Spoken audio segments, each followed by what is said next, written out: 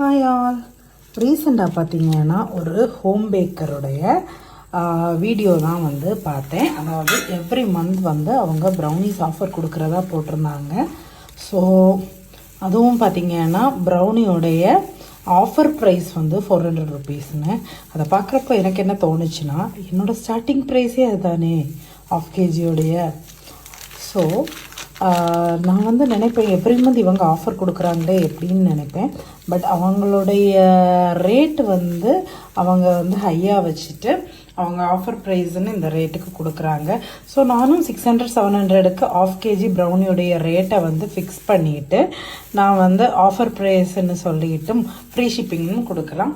நான் வந்து shipping additional அப்புறமா வந்து டெலிவரி சார்ஜ் அடிஷ்னல்னு சொல்லும் போதெல்லாம் என்கிட்ட வந்து கொஸ்டின் பண்ணுறாங்க, ஏன் இதெல்லாம் அடிஷ்னலாக வைக்கிறீங்க, நீங்கள் கொடுக்குற ரேட்லேயே வைக்கக்கூடாதான்னு.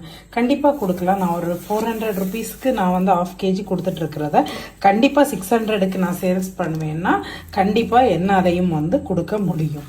ஸோ இதுதான் வந்து டிஃப்ரென்ஸுங்கிறது. நான் வந்து பார்த்திங்கன்னா என்னோடய ப்ராஃபிட் மார்ஜினை கம்மியாக வச்சுட்டு டெலிவரி எல்லாமே அடிஷ்னல்னு கொடுத்துட்ருக்கேன். ஸோ இது வந்து பார்த்திங்கன்னா ஒரு சாக்கோஃபில்டு ப்ரௌனி தான். உள்ளே வந்து பார்த்திங்கன்னா சாக்லேட் வந்து இன்ஃப்யூஸ் பண்ணியிருக்கு. ஸோ உங்களுக்கும் ப்ரௌனிஸ், மிட்டாய்ஸ், அப்புறமா வந்து fresh cream cakes, butter cream cakes இது எல்லாமே நம்மக்கிட்ட அவைலபிளாக இருக்குது. ஃபார் த டீட்டெயில்ஸ்க்கு ஸ்க்ரீனில் நம்பர் கொடுத்துருக்கேன், வாட்ஸ்அப்பில் டிஎம் பண்ணுங்கள். ஸோ நம்மளோட டேஸ்ட் பிடிச்சி வர்ற கஸ்டமர் எனக்கு போதும்னு தான் என்னோட மைண்ட் செட். ஓகேவா? பாய்.